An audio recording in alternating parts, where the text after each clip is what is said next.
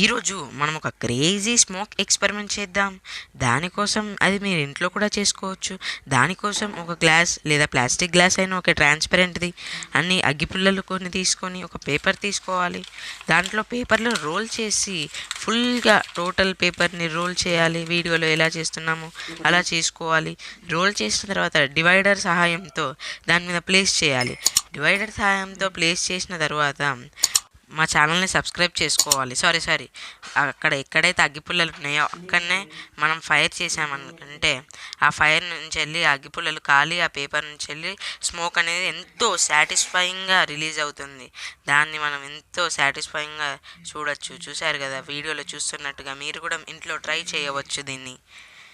ఆ గ్లాస్లో ఉన్న స్మోక్ని కింద పాడవస్తే ఇంకా వేరే లెవెల్ సాటిస్ఫాక్షన్ ఉంటుంది.